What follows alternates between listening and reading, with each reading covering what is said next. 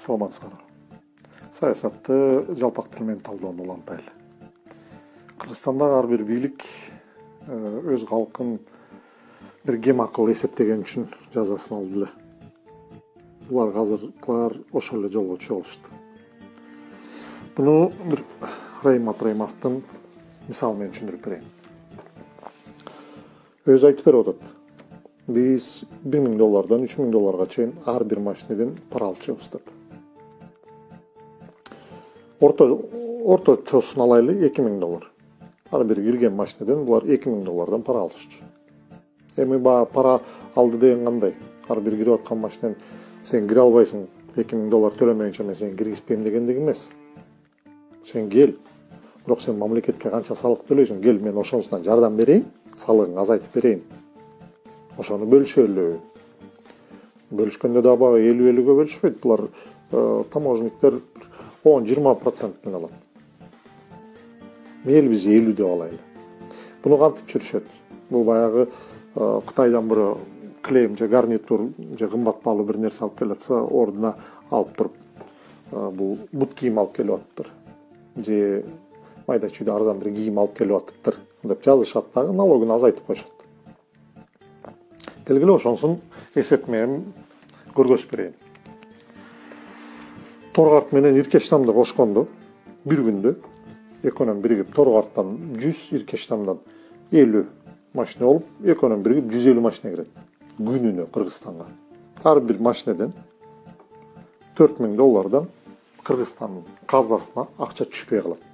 Бул эң аз көрсөткүч мен алып атам. Ошо $4000 күнүнө $600,000 болот. 150 машинеден $4000 казынага түшпөгөндө $600,000 акча биздин бюджетке түшпөй атат. $600,000 акчаң бир айда 30 күндө болот $18 миллион.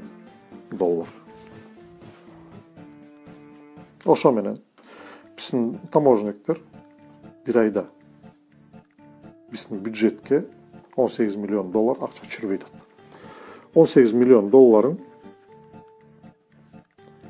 бир жылда 12 айда болот $216 миллион. Эми баягы буну түшүнүктүү болуш үчүн сомго айлантайлы. 216 миллион сомун болжол менен бир 17 миллиард сомдон ашык чакчы. 17 миллиард сомдон ашык. 17 миллиард бир 200 миллион доллар. Орто эсеп менен алганда бул 300,000 кыргызстандыктын пенсиясы. 300,000.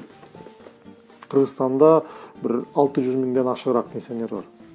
Ошондо эмне болот? Ошондо буларын Кыргызстандын пенсионерлеринин жарымысынын акчасын бюджетке түшүрбөй атышат. Урдап атышат. Тил бизнесмендер менен кошулуп алып. Урдаса макул дейсиңер. Бул урдаганда бул акчаны бюджетте акча жок. Пенсияны төлөш керек. Өкмөт каяктан алып атат? Карыз алып атат, тигил мамлекеттен, башка бир дүйнөлүк курумдардан. Баары бюджет толтуруп пенсияны таратып атат. Ошондо эмне болду? Ошондо бул акчаны сен мен карыздар болуп атабыз. Биз эле эмес, биздин балдарыбыз да карыз болуп атат. Бирөө урдаса, төлөгөн биз болсок, акыйкатты кошобу? Мына маселе ушунда. Раим Матраимов дейбизби, ким дейбиз? Булардын түскөн кылмыштуу уюм бар. Ошолор чоңдор биригип алып, урдаган акча, бюджетке түшүрбөй койгон акчаны биз төлөп атабыз. Бардыгыбыз биригип алып, Кыргызстан эл. Булар жеп атат, төлөгөн биз болуп атабыз.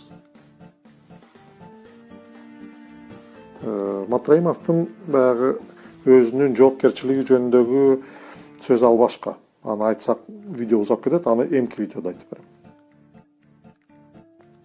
Азыркы негизги нерсе булардын бюджеттен акча урдаганын, бюджетке акча чүрбөй атканын көрүп туруп, азыркы бийлик ошого көз чумду кылып атат. Болгон Райым Атраимов урдаган акчасын төлөп койсун. Ал урдаган акчасы эчтеке эмес бир кишинин. Калган акча каякта? Ким чүрөт анын ордуна? Ким коет анын ордуна? Деген суроо берген киши жок. Ошону такташсын.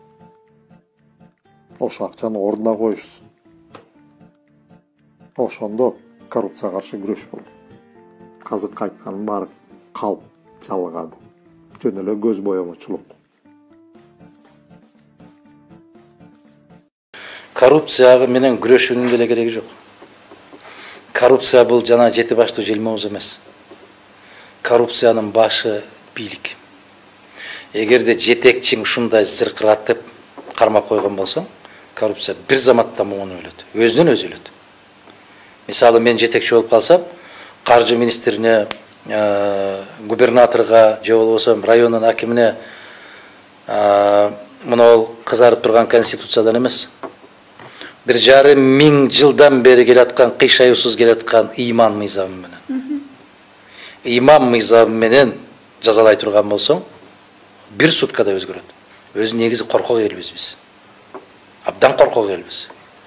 Ошол 3-4 кишини аyoосуз жазалап туруп элге көрсөтүп койгонундан кийин ушундай бир иретке келет. Абдан каттуу иретке келет. Жылтырап жүргөн кийимдерин да кие албай калышат. Ишенесизби ушуга? Мен эгерде көкүрөгүмдө ошондой ишеним болбогондо мен бул күрөшкө чыкпайт элем.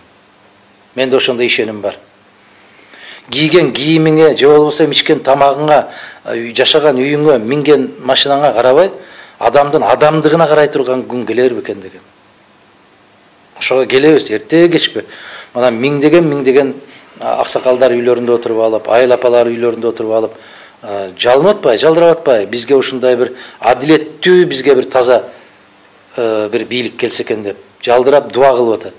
Бирок дуа кылып алып эле барып чайга чакырса өздөрү кетип калып атат да ошол жака. Ошонун дуалары кабыл болбой калып атабы дейм да. Мен талапкерлердин жандоочулары менен сүйлөштүм да. Ошондо менде бир нерсе таң калтырды да, жолуккандачы. Айрым талапкерлердин жандоочулары эгерде Адахан Мадумаров президент болуп калса эмне болот деген суроолор берип аттым да мен. Десем, көбү сизден коркушат экен да. Эгерде биз Адахан Мадумаров президент болуп калса анда биз өлдүк деп атпайбы? Эмне десе, мындай ошол эмне себептен мындай болушу? Коррупция өлөт да, ошондо өлөт да алар. Коррупция өлсө эле өлөт да алар. Алар себеп мындай кетменче оокат кылып аткан жок да. Мына шаарды караңызчы. Керемет машиналарды 18-19 жаштагы кыздар айдап алып, урган бойдон кетип баратат. Ошолор тамеке эге берип коллору жору болдубу? Же кетменче чабышты. Эмне болду? Кайдан алды? Баары түшүнүктүү да. Мына биз суктанганды жакшы көрөбүз да, кемчонтойбуз. Карагылачы Өзбекстанга кандай керемет президент келди. Мирзиёев келип баарын ордуна коюп атат. Прокуратура эмне кылып атат деп. Карагылачы Путин эмне кылып атат деп. Айылын өзүңдүн араңда жүргөн Путиндер, өзүңдүн араңда Мирзиёевдер жүрөт. Эмнеге ушундай кемчонтойсуң сен? Эмнеге мындай оорукчансың? Жүрөт. Алардан мүмкүн ашар кем кылбаган азамат жигиттерибиз, кыздарыбыз бар. Неге аларды көтөрө албайсыз? Биз кемчонтойбуз, оорукчанбыз. Мына кече кайдан жайдан алып келип, эчен акчаларды алып келип төлөтүп, Стивен Сигалды сүйлөттүрүптүр. Уктум мен, көргүлөкмүн. Дүйнөдөгү башка буддисттердин бир символу. 5 убакыт намаз окуп, Алладан калбаган кишини колдоп койгула деп келиптир, имиш. Өзбекстан. Кыргызстанга. Өзбекстанга сырттан киши келип, ушуну президент кылып койгула деп айта албайт, айттырбайт дагы алар. Жалгыз ээси жок кыргызга гана айтылат. Анысы да келип айтып кетет, мунусу да келип айтып кетет, муну президент кылгыла, аны президент кылгыла же себеп. Салижан Жигитов айткандай, башка жактан келип айтса көбүрөөк ишенген калппыз да биз. Ушундай бир оорукчамыз. Сизди кимдир бирөө кайрадан президентке кошууга чакыруулар болгонбу, жокпу? Ошол эле Жээнбековго, Бабановго кимдир бирөөлөргө чакыруулар, жеке чакыруулар. Сиз азыр өзүңүз айттыңыз, аябай коркут экен деп. Аябай коркут экен деп айтып атпайсызбы? Жээнбеков чакырайын деп мүмкүн аябай каттуу мындай бир тызылдап аткандыр, бирок чакыртпайт. Ал өзү чечпейт. жанында кимдер болушу керек, командасы кандай болуш керек, эмне деп сүйлөш керек, ал өзү чечпейт тилекке каршы. Сокең жакшы жигит, жакшы, мыкты, эч маселе жок. Адамдык бир сапатында бир шек келтиргим келбейт, келтирген күнөө да болот. Адамдын кемчилигин айтпайын. Мен саясаттагы тутунган жолун гана айтып атам. Ал өз алдынча эч качан маселе чечпейт. Чечкен да эмес. Өз алдынча маселе чечкендердин баары саясатта көп турбайт. Бийликте көп турбайт, саясатта турат, бийликте көп турбайт.